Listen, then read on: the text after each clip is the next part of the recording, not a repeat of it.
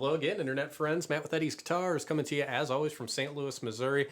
I've got a spectacular guitar to share with you folks today. This is another guitar that was featured at the 2018 Winter NAMM show just a few weeks ago. And this was shown at the Bourgeois Guitars booth, and they were very eager to tell me this guitar was one of the key stars of their booth there for this year. And I'm very pleased to hear that. Just give you a quick backstory on this guitar. I would say every bit of at least close to a year ago, I contacted the folks at Bourgeois and I said, what do you guys think about those old late 20s and 30s Gibson Argentine gray guitars? And if you're not familiar with the Gibson Argentine grays, do a quick Google search on them and educate yourself a little bit. Very, very cool looking guitars that have kind of a unique aesthetic to them. Got a very particular sunburst shade to them. Even more specifically than that, they have a very signature gold sparkle kind of detailing in the purfling on the rosette.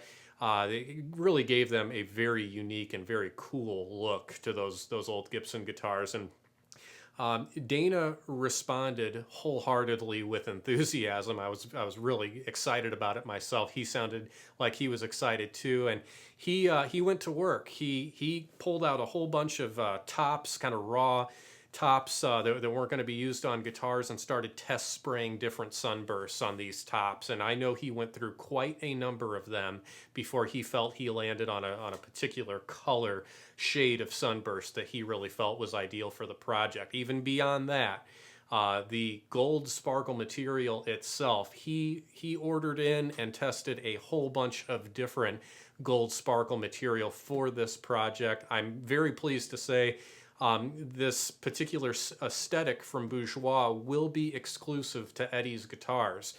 So we're really pleased about that. You'll only be able to find them here. But he really did some homework on putting this guitar together. And I got to be honest with you, unbeknownst to me, he started building a guitar, one that I hadn't ordered.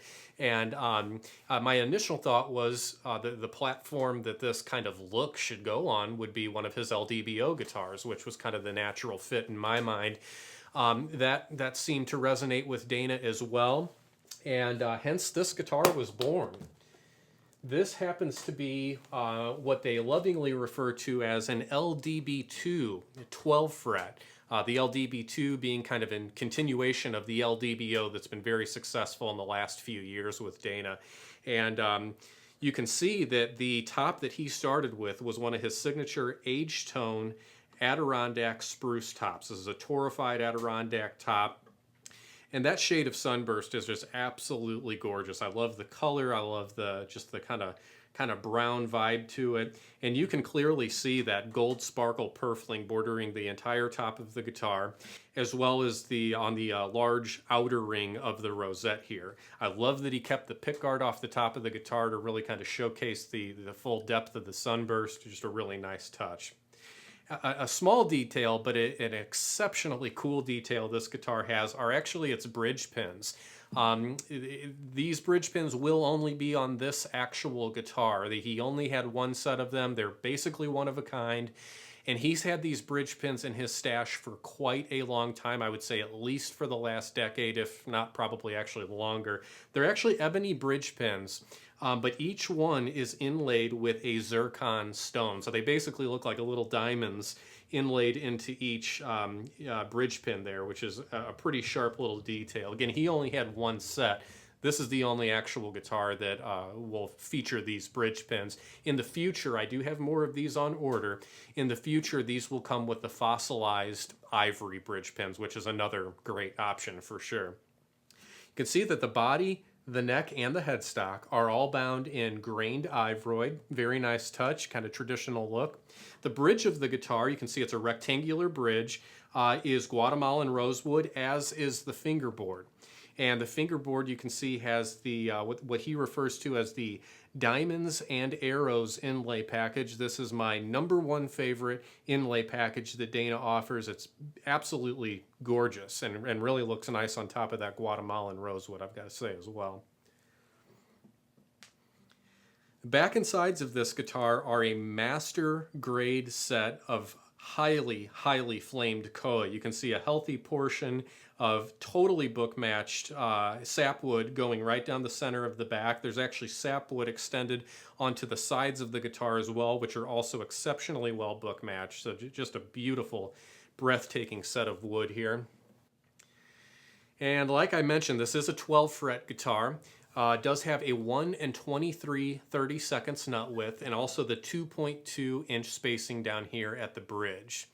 You can see all the way up on the headstock, the continuation of the diamond and arrows inlay right in the center of the headstock, and all the way up top is the gold sparkle Bourgeois logo that is backlit with Ivoroid as well, which is a very nice touch.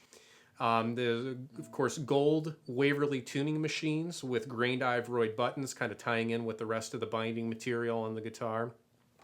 This guitar does have the fully torrefied Adirondack braces as well as the torrefied maple bridge plate. It's all hide glue construction. It does have the very thin age tone finish as well. It's a very thin, very hard finish.